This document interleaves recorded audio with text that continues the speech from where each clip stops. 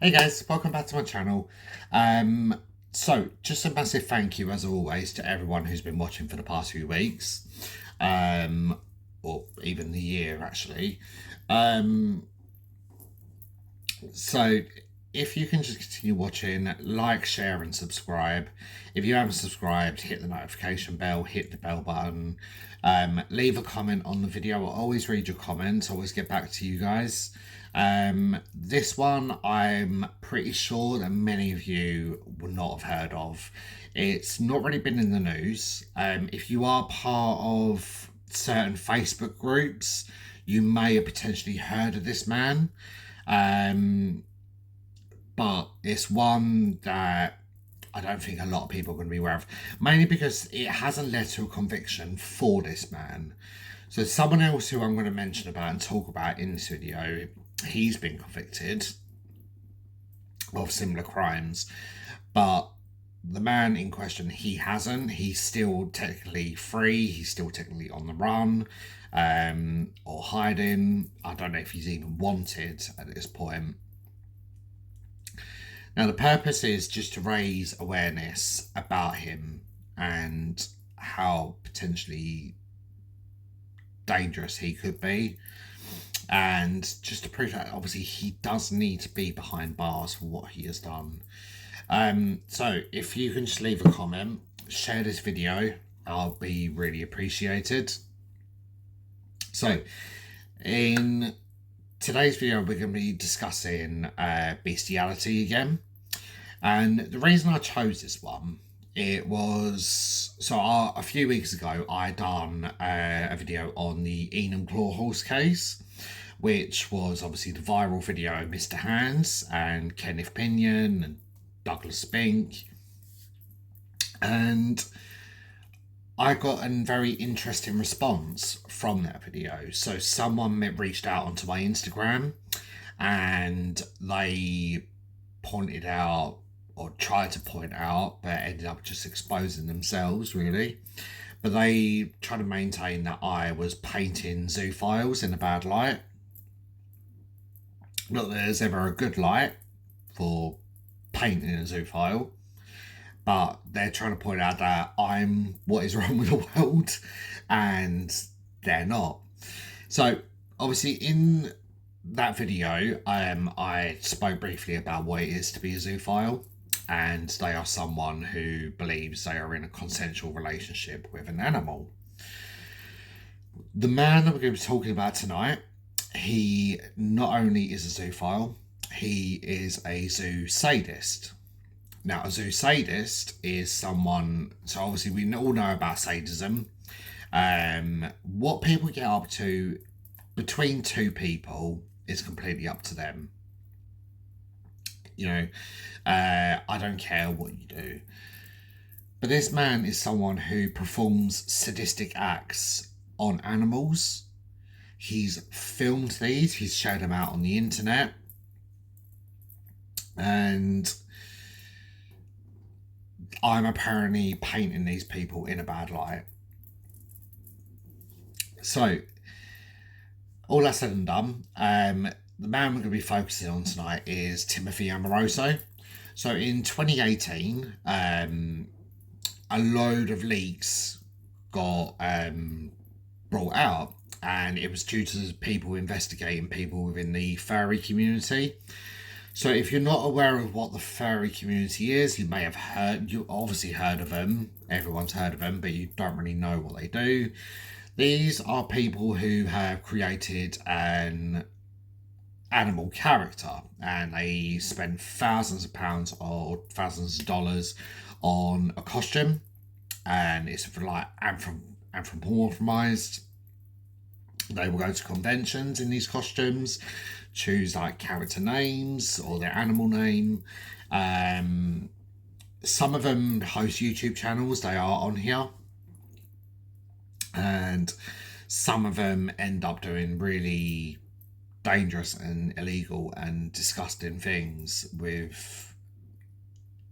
to bring a bad name onto their community. And that's what the leaks investigated, and that's what the leaks were part of. It was to investigate the darker side of the furry community. So, just to point out, obviously, the man that we are going to be focusing on, he isn't part of that community, but he was involved with someone who was. So all that's going to come out as we go on into the video. So the man we're focusing on is Timothy Amoroso. So, as always, we're going to go back to the beginning. So Timothy George Amoroso, he was born on May the 6th, 1961. He grew up in Winlock in Washington. And according to reports, his mother heavily drank alcohol during her pregnancy with him. And this resulted in Tim being educationally behind his peers. He had a lot of learning difficulties. He was mentally behind as well. They call it fetal alcohol syndrome. A lot of his educational needs are brought out during these leaks. Very, very seldom he's unable to spell the most simplest of words, and this is just due to his condition. Now, what is known about Tim's childhood is from an interview he did with a lady called Henny Marletsky, and this was in the late 1990s. And for this interview, he spoke under the name of Isaac. And this was for a book that she was writing on bestiality. So she was a sympathiser for bestiality. She began working on this book. The book was released in 2002. She had to self-publish the book because no one wanted to touch it. So Timothy spoke about abuse happening in his early life as young as the age of 7. He said that he was forced to perform oral sex to a boy that lived on his street. But this boy also forced him to perform oral sex on a dog. He claimed to have been neglected by his parents. His father would degrade him in public to his friends, to people on the streets. And he was also molested by 2 older men. And he said that these men were family friends. He stated that he was forced to have oral and anal sex with both the men. He openly admits that when he was 13 and 14, he molested his niece and nephew. He didn't divulge how old the children were at the time. I just want to point out as well that Henny highlights in her book, and it's a well-known fact, that a normal secondary paraphilia of bestiality is paedophilia. And that's going to come out as well later on down the line as we go into the story. Now, at one point, Tim joins the Navy, but he wasn't accepted by his colleagues.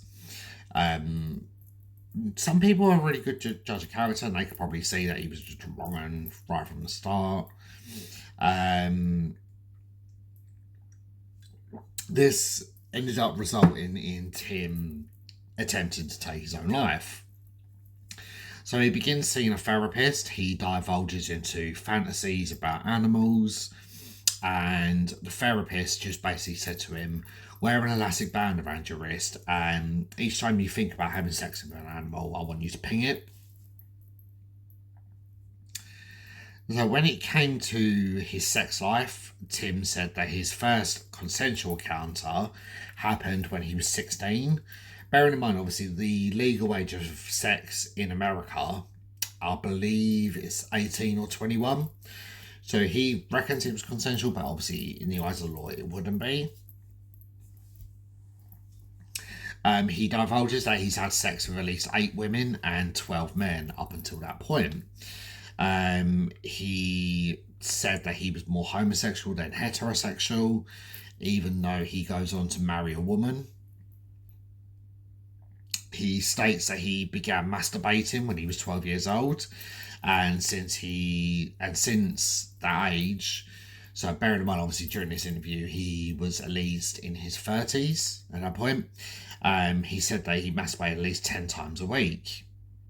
I don't know really what that was to do with the price of fish, but this is just information I got from the interview.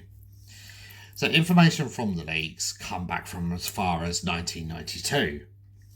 Now, in 1992 or a little bit earlier, Google had a forum called Google Groups, and this group has since been shut down.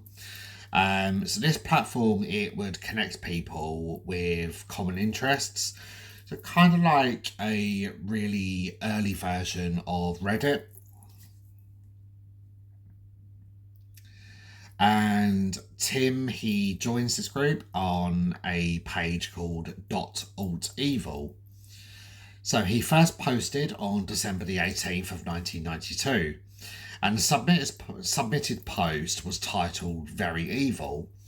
Now, this was a fictional story in which two men named Ted and Dave torture and sexually abuse a rabbit, and the rabbit ends up dying. This post wasn't welcomed at the time. People complained about it. It was ended up taken down, but he just reposted it, and that's how obviously this information came to light. So a second post from January the 10th, 93, it was just titled Sheep. And in this story, Tim writes about a farm boy who has sex with his sheep, but with no sadism involved. 2 days after this, he posted another story entitled Animal, in which he fantasized about men having consensual sex with animals. And this followed with 5 more stories between January of 93 and the April of 93. All of these contained themes of bestiality and paedophilia. So obviously, like I said, experts believe a secondary paraphilia of bestiality is paedophilia. So some of these stories, all of these stories, they were all fictional. Some of these involved reworks of the Jungle Book, in which Mowgli, who I don't know how old Mowgli is supposed to be in the Jungle Book. I believe like between the ages of 6 and 10, but he's having sex with the animals in the jungle, and also he's speaking about Goldilocks and the Three Bears, in which Goldilocks, who again is, I don't know, between the ages of 6 and 10, let's go for. I know she's a child in the book. Originally she was written as an old woman, but later on down the line it was changed to a young girl. I know obviously she's depicted as quite young. I don't know how young she is supposed to be depicted as, so we're going to go for the ages of 6 to 10. And he's writing about the perspective of Goldilocks having group sessions with the Three Bears. Because in the original story, the Three Bears were all male, and then later on down the line it became a mum, dad and a cub. So sometime later, Tim then reposts a reworked version of his sheep story, and this was retitled as True Lamb Sex Story, in which he describes the original was too light and people didn't like this lighter version. So the story talks about how he himself purchases a female lamb. He's sexually abusing her, he's drinking her urine, and then he slaughters her. So at this time, Tim was living in Patterson in California. Now, bearing in mind, obviously, you're probably thinking, how are you correlating these posts? Like, why would he post these under his real name? Tim, like I said, he's not that bright, and so all these posts had his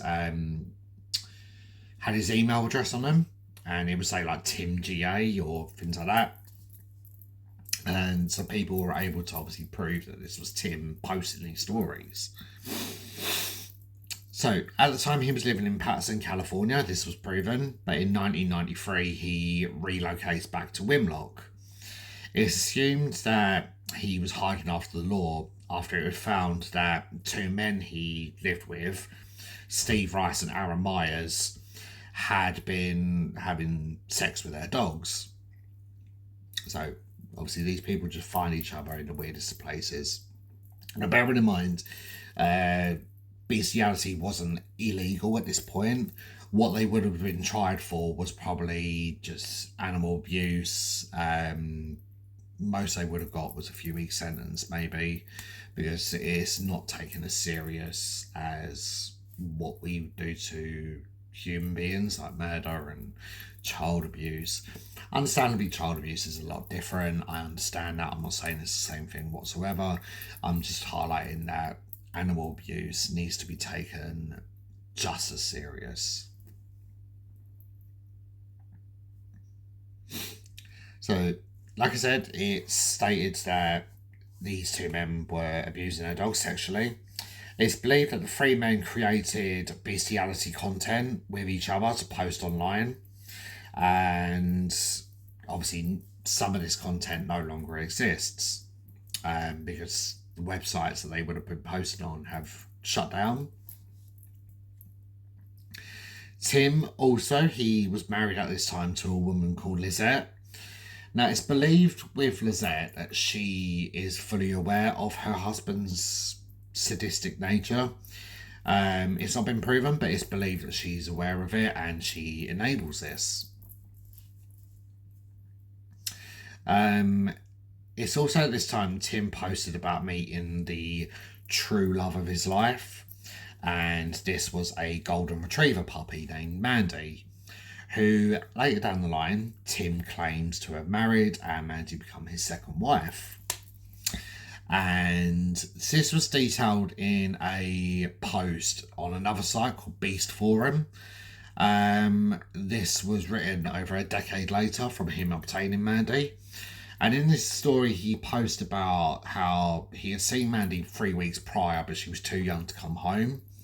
And he said when to pick her up from on the selected date from the airport. The plane was delayed by a few hours. He's inconsolable at this point. He's thinking that his dog's died in transit and they don't want to tell him, but eventually Mandy is brought out to him.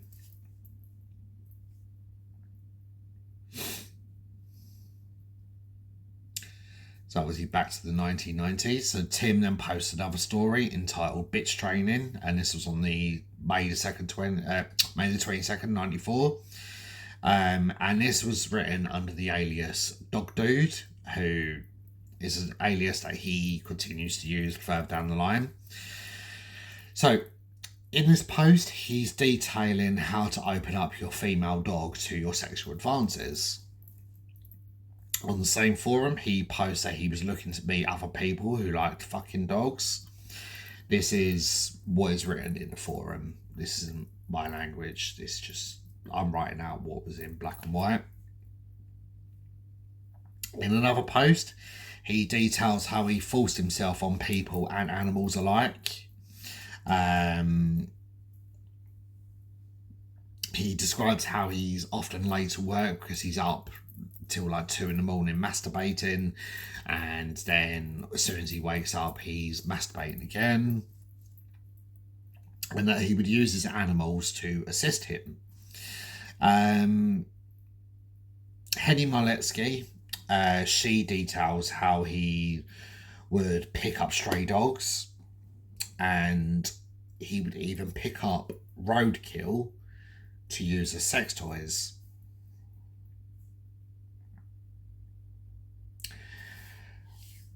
He discusses his sadistic nature, so he self-proclaims to be a zoo sadist, and he details how he cuts holes into dogs, into their stomachs, and he uses that hole to fuck them. Again, this is his words. He claims to have left many dogs severely injured as a result of this. So further into Henny's interview, Tim discloses that he fantasizes about sex with children as well, and that he has raped almost 100 animals. He concludes that if he did to humans what he had done to animals, he would be arrested, but he maintains that he treated his second wife, Mandy, very well, and that he made sure that she enjoyed the sex that they had. In January 1996, he posts to a sex addict group that he believes that he is a sex addict, and that he had written a biography and wanted to post it. And this detailed all of his animal abuse. Now, another addict, Gregory, he comments that he was interested in reading and knowing what it was like to be a manly man, because it takes a man to do what Tim has done. And that he wants to hear the screaming oink of a sow being serviced. So obviously a sow being a female pig. He finishes off by saying that if Tim had been asking if Tim had been tested for AIDS at that point, as they don't want the animals to be infected. The remainder of 96 and 90 into 97, Tim doesn't post at all, and then he returns in 1997 to another website called Sleepy Dogs. And this is to post that another dog he owned called Farquhar had recently passed away. He obtains a new puppy that year, and he posts various pictures of the dog's genitals to this website. In 1998, he begins distributing videos of his abuse, and his most famous was found by internet sleuths who used another website called Kiwi Farms. And these videos were called Easy to Open, Gushy, and Hung Bitch. So, Hung Bitch was the most graphic of this. Become incredibly infamous during the whole bestiality craze that was in the early 2000s. And Tim was the man that was behind this. In this video, a female dog, she's sexually abused. She's then skinned alive and she's hung from a tree. Easy to Open, it depicts the sexual abuse of a puppy, where she is sexually abused in her vagina and her anus, and she's then disemboweled. The man on the videos, it's not proven if it was Tim or someone else, or if Tim was one filming. But the man on the video, he then uses his fingers to open up the puppy's genitals. He then cuts to the puppy visibly dead, and she's just literally picked up and thrown away. Gushy, it follows similar to Easy to Open, but most of what is in the video is actually blocked out due to its more extreme nature. In other forums, Tim uses the name Timwin and discusses eating parts of the dogs after he's done what he's done with them. Particularly, he liked to eat the dog's genitalia after he's fucked it. That was his words. By 1998, Tim was well known by other zoophiles who opposed his more sadistic nature. In particular, he was absolutely hated and despised by Douglas Spink. Douglas is obviously someone who I covered on the Enum Claw Horse case video. So between 2000 and 2009, Tim was really active on various sites. And the main name he would use was Mute Mutt. He joins more beast forums and also the now shut down website Pet Lust. He's posting videos with a Labrador named Chunky. Now, due to the more tame nature of the videos with Chunky, Tim starts getting a more respected status within the zoophile community. By this time, Tim owns 3 dogs, and they're all featured heavily on the sites. This was Chunky, Ira, and Mooey. Obviously, he still had Mandy at this point, but Mandy, like I said, was his second wife. So he never showed her. They featured in videos titled, Chunky Not Creamy, Screw the Pooch, and Man and Female Dog.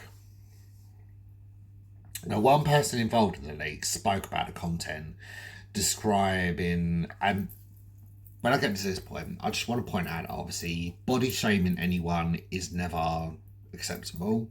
We all know this. But when it comes to Tim, I don't mind sharing this with you guys. We can all laugh at this because this man is repugnant. They described him as chubby and small-dicked. And let me tell you, Tim's penis is tiny. Tiny Tim makes an appearance in a few of his videos. And later on down the line, he tries to say that his penis is about 4.2 inches.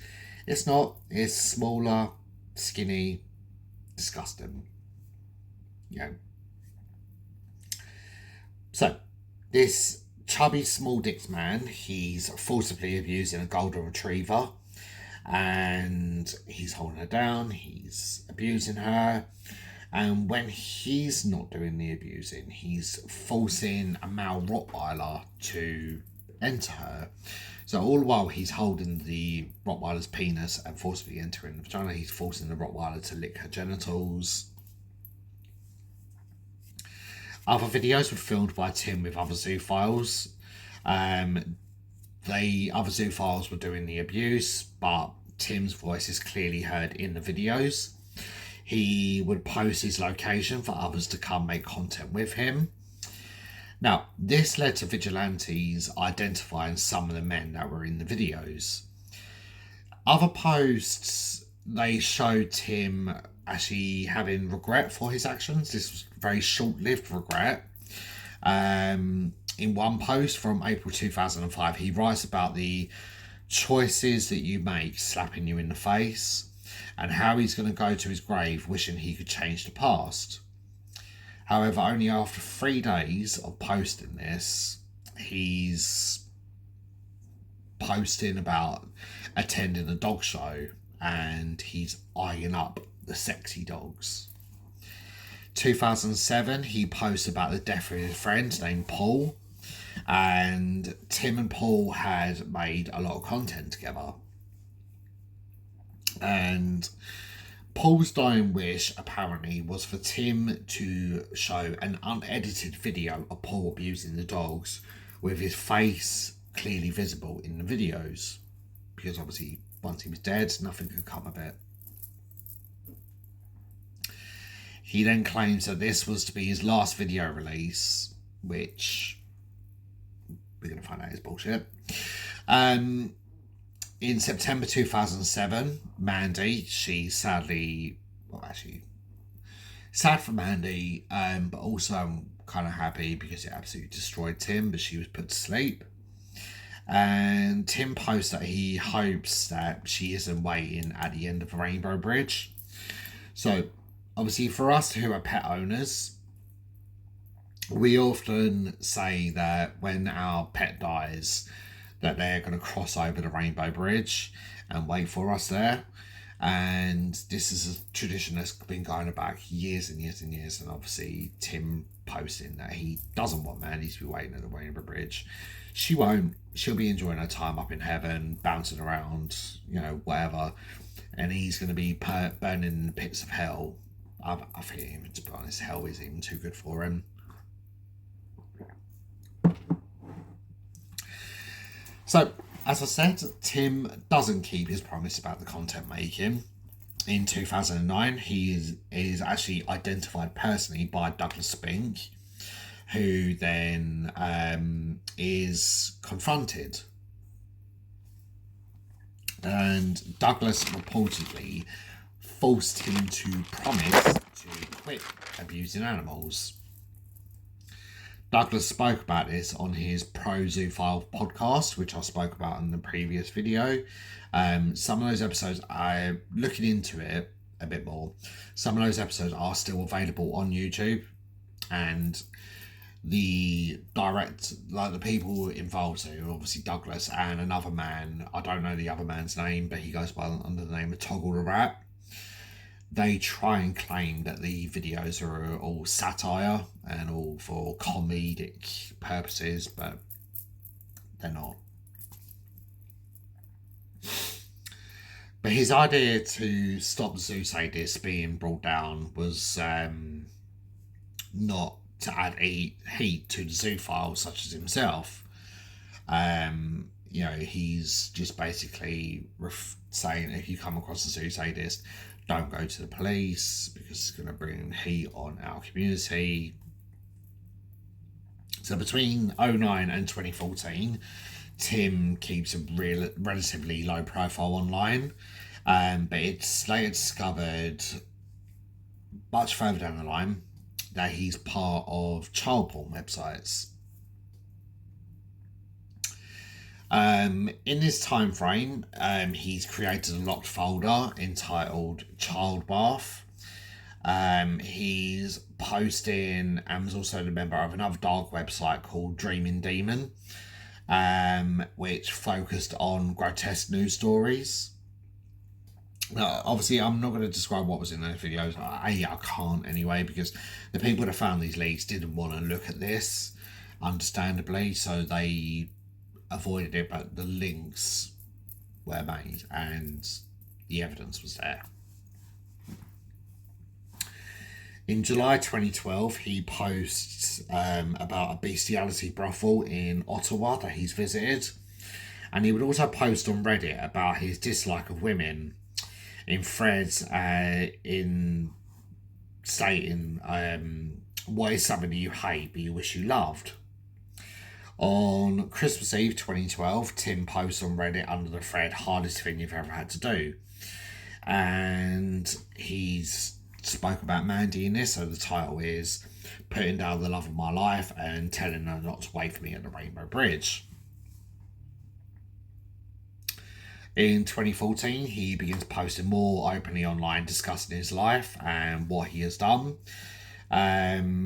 He was possibly feeling a little bit more braver as at this point Douglas Spink was in prison. In another post, he complained how hard it is to get free puppies. He's moaning that people wanted $300 plus for crossbreed dogs. In another post, he writes, that being with a puppy is a little bit like being a zoo pedo, because he likes puppies that are between 8 weeks and 12 months of age. On another website called Dirty Pen Pals, in a second post to this site, he writes, I'd like to chat with those who like to fantasize about topping young animals. Nothing is too gross or brutal. Lambs, puppies, and kids. When he says about kids, he's talking about goats, because obviously a baby goat is called a kid. Not actually talking about human children. Small and impossibly tight, no human stuff, please. He then writes, I'm sexually attracted to puppy bellies. I love how they look, they taste, and they feel. In February 2014, he joins another site called E621. And E621 is a very famous furry porn site. So they create artwork of cartoon characters. Pokemon seem to be quite a popular one with them, and they are made to look like porn stars, and it's depicting the characters of Pokemon having sex with other Pokemon or other human characters, or Pokemon characters, like the Pokemon animals, made to look like porn actresses, and bending over and showing off their genitalia and things like that. It's really weird, but this stuff is on the internet. So on here, he uses the name Mate Pups, and he lists a series of tags which he was interested in, and this would link his dark interests. Another user called Stallion for Cubs. So a cub in the furry community is someone who is underage. Not to be confused with the cubs in the gay community, who are young, chubby, hairy men, between the ages of like 20 and 30, I believe. Then once you get to 30, you're considered a bear. But in the furry community, a cub is someone who's underage. So Stallion for Cubs, they DM'd him saying, it does seem that we share a passion for the very young. Tim then replies to say, yes, I see we do. I love toys and cocks ripping into the tender ones. On other bestiality forums, he's answering questions to his dogs. Some noted that he did not drug them. They were just well trained and very used to cock. He writes, canines are tight and hot, and ghosts of sheep are like fucking butter. On another subreddit titled Pics of Dead Kids, he comments that these are great pictures, very hot. On another, in a box under canine vagina, he writes, bestiality should be legal, and I like eating retriever beaver. On a white supremacist site, because not only is Tim a bestiality lover, not only is he a zoo sadist, zoo pedo, an actual pedo, he's also incredibly racist. It's like pick a struggle.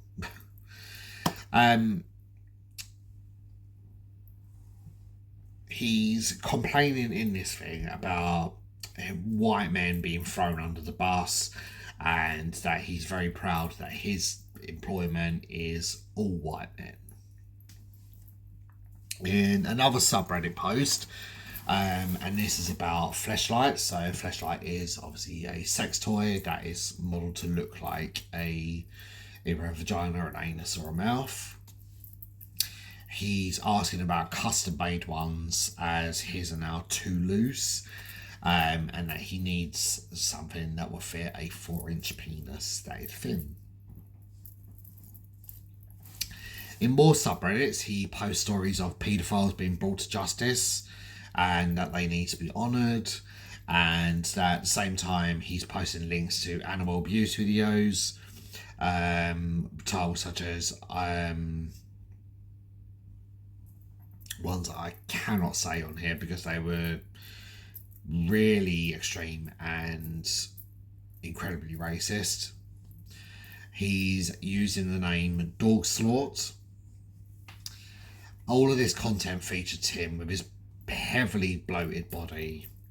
So he's making these videos under these incredibly racist terms of him and animals.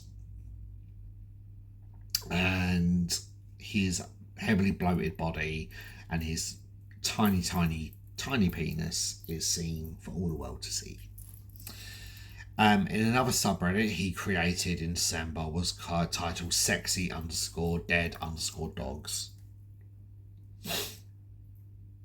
In 2016, he becomes acquainted with other zoophiles in the community, and he's looking to create more content.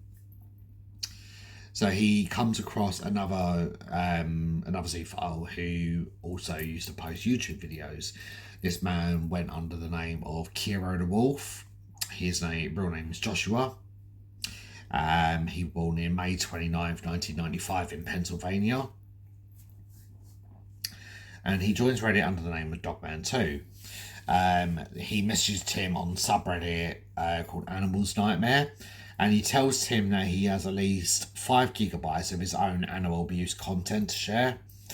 And Joshua goes into details how he also uses dead animals that he finds on the road. And Tim goes on to list all of the animals that he has tortured and abused over the years. Joshua, or Kiro, he fantasizes about having sex with a wolf, and he quotes this as normal sex, because having sex with a wolf is completely normal. And then he talks about cutting the wolf's head off and fucking the stump. Tim replies that if two people have the same fetish, then it's not messed up at all. You know, because this is all perfectly normal in their world. They then move the conversation to an app called Telegram. So Telegram is a social media app where a lot of the stuff you can post not for what is considered not safe for work, and it just basically prevents any leakage or anything coming out. Obviously, it's supposed to do this anyway, but obviously proven that it doesn't work.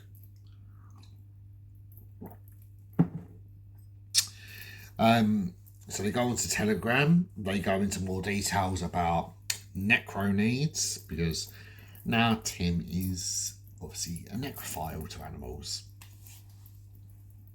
Tim then posts his old pet lust videos on the subreddit. He leaves a comment on each. He then joins websites like Ink Bunny and Fur Affinity under Mate Pups, but he changes his name to Fox Kitter. Now on this site, Tim would upload videos of anthropomorphized pictures of animals, and also photos of what he lists as furry children. He begins chatting to another user called Snakething.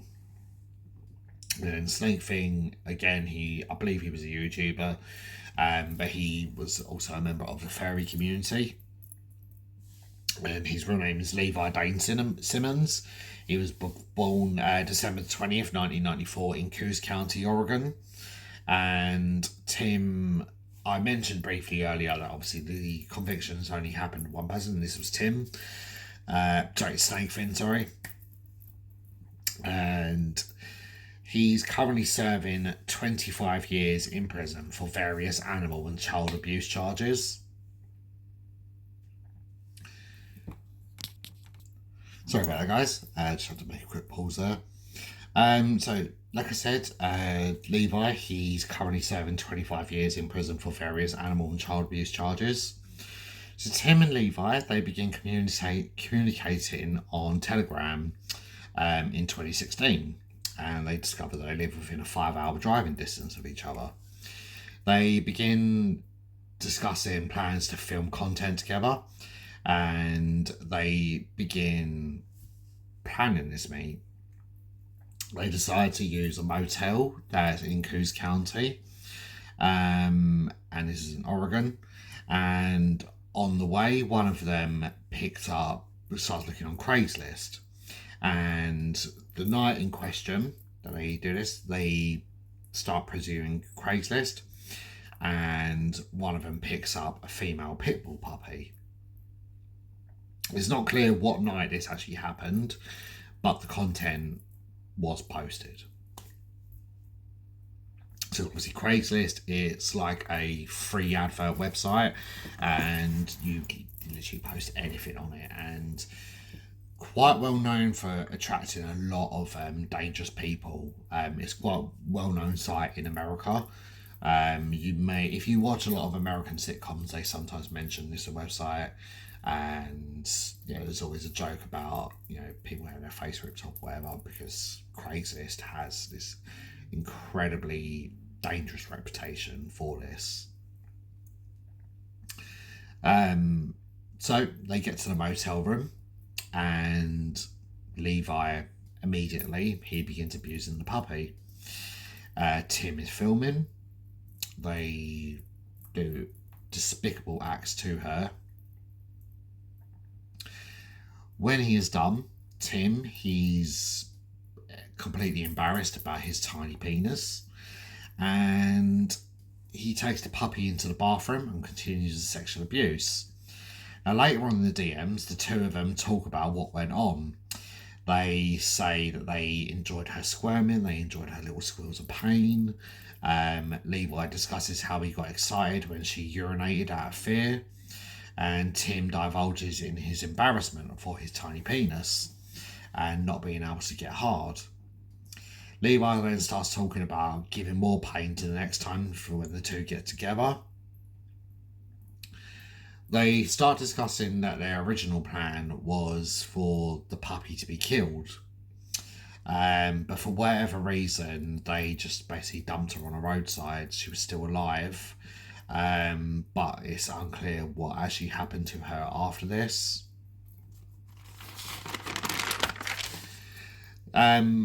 Thankfully, they never made it past the plans for the meet-up. And Tim even went as far as to leave a review on TripAdvisor for the motel and complained about the state of the bathroom. So they discussed keeping a trophy from the abuse, like a tuft of fur or a bone that they have taken from the puppy that they've killed. Each would carve their own initials in the puppy's bone, and they would then use that bone as a sex toy. Levi agrees to let Tim cook for him using the puppy's body parts, and Tim details how he likes to fry up the female dog's sex organs. It's alleged that Tim also shared links to child porn sites to Levi, and this was followed by a link to a site called Animal Hell, where Levi would have to be accepted in by the moderators of Animal Hell. The DMs also revealed that Tim's marriage to Lizette was on the rocks and there was no chance of sorting it out. Further discussions to discuss other abusers never loving a dog. They're the only ones that know how to love a dog. And Levi says that he loves the humping and not the pure torture.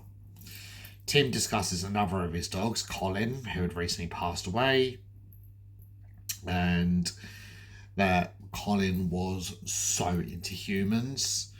He talks about he only feels guilt and remorse for abusing adult dogs, but this fades so much quicker when it comes to puppies. Levi responds by talking to Tim as if he was an actual dog, talking about rubbing his belly and rubbing his ears. On September the 20th, 2016, Tim then posts on another sex addiction Reddit about being in 3 weeks of recovery, and he is worried about people rejecting him when they find out what he's done and that he can't deal with rejection. And he ends the post by talking about committing suicide if he is rejected by humanity. Like any normal, rational human being would accept a man who is a self-confessed paedophile, zoo paedophile, necrophiliac, bestiality, animal abuser, animal rapist. Do you really think that anyone is going to accept you in their community?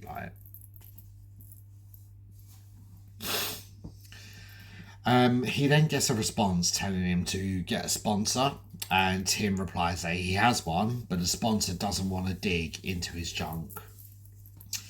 However, into 2017, Tim was also still using Telegram and E621 and was still trying to find other people to film content with. He wrote in these adverts that he required someone with zero limits. But by the summer, he was again having second thoughts. He was still actively sharing his abuse content online, and another user then points out and makes remarks about Tim's tiny penis. And this is when we find out that Tim is very self-aware and very self-conscious about his tiny penis. So Levi tries to reassure him, telling him his dick isn't small at all, and says that he loves the equipment and what it does with it. But Tim goes on feeling all sorry for himself. However, by April 2017, Tim was back. He's now making more content for a group called Beastie Beast. Tells Levi about this and begins talking about lamb pussy. He was going to go sacrifice this new lamb that he's got hold of. And a third member likens buying the lamb to hiring a prostitute. And Levi replies, "It'll be a prostitute worth the money."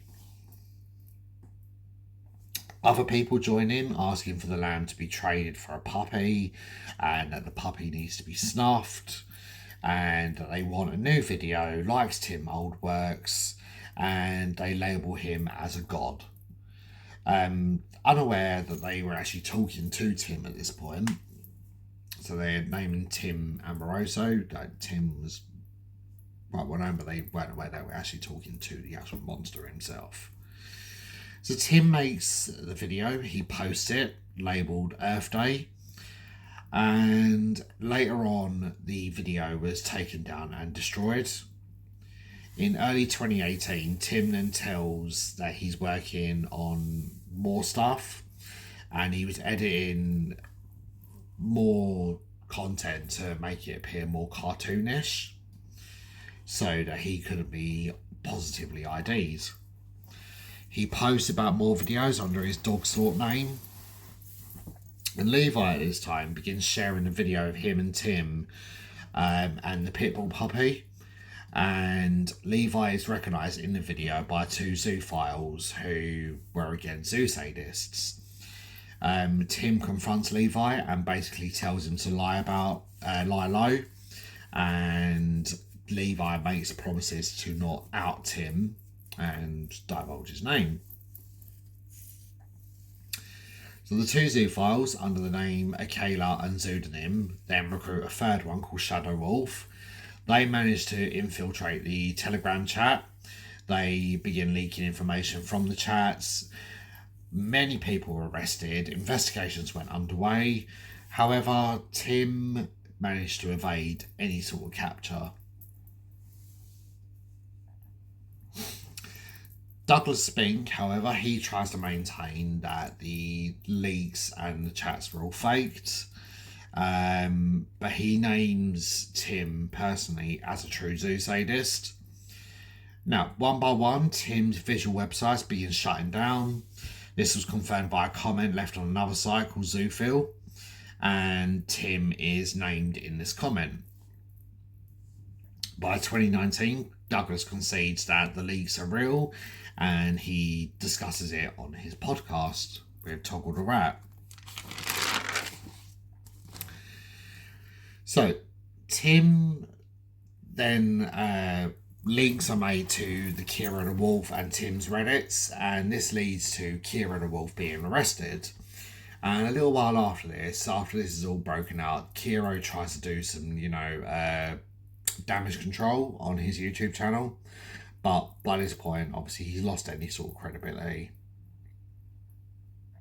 Tim disappears, but he resurfaces in July 2019, back on Reddit under the name Up For Anything 985, and he's requesting treatment again, but for his sex addiction. But obviously, he doesn't follow any of this up. In November 2019, he emails Douglas Spink's podcast co-host Toggle the Rat to say that he was now under investigation. But however, Tim, he wasn't, and he was still up to his old tricks, and he's commenting on images and videos of dogs in S&M fetish gear as sexy. Eventually, in December 2019, Levi is arrested for his animal and child abuse charges. He's eventually found guilty and he's sentenced to the 25-year imprisonment that I mentioned earlier. January 2020, Douglas Spink dies from his cancer, which I spoke about in my Enumclaw video. And Tim now believes that he's completely free because his arch enemy has now died. And he's trying to visit new sites. He's boasting that he was now a free man. And another YouTuber called Archive the Wolf names and shames Tim in a video on his channel. And other people start coming forward with information on Tim to try and help bring him down. There's a user on the site Kiwi Farms, then posts all of Tim's personal information, where he lives and phone number and whatnot. There was information and instructions Tim had posted about cutting holes into puppies, and what tools to use so that you don't cause too much damage at the beginning.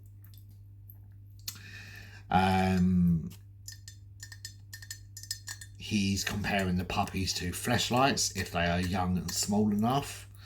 And other leaks showed Tim discussing having sex with rotting animal corpses.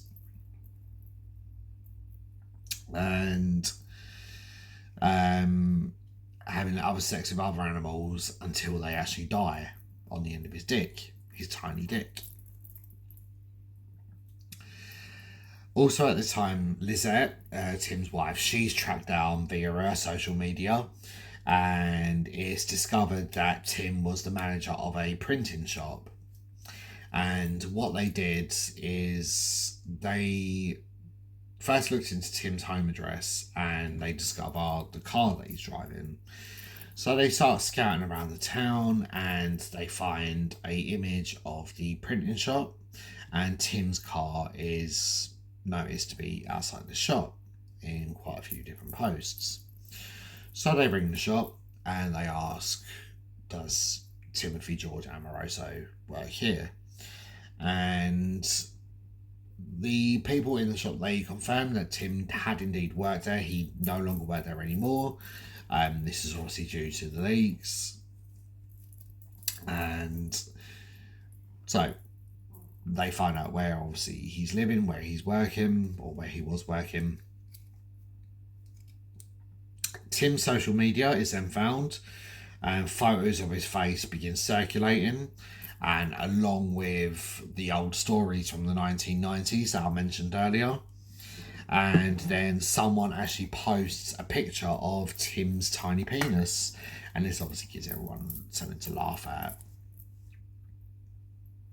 Further leaks show more involvement of Tim's involvement with the animal abuse, and he's interested in child abuse, and he's using the code cheese pizza to facilitate as child porn. Along with Lizette's social media, this circulates as well. Another brand new couple of album files are found. These are leaked out with titles such as Dog Pussy and Rotten Head. Dog Pussy is showed a female dog's genitals, and it was very clear from the photos that the dog had just given birth, and Tim's hand is visibly shown in the picture holding open the dog's genitals. The walls in the room were inspected, and people began watching Tim's content, and the walls in the room were compared and they proved to be a match, so they could prove that Tim had made his content. The second one, Rotten Head, it featured a decapitated Rottweiler, and Tim, and with Tiny Tim in full display, was having sex with the Rottweiler's head.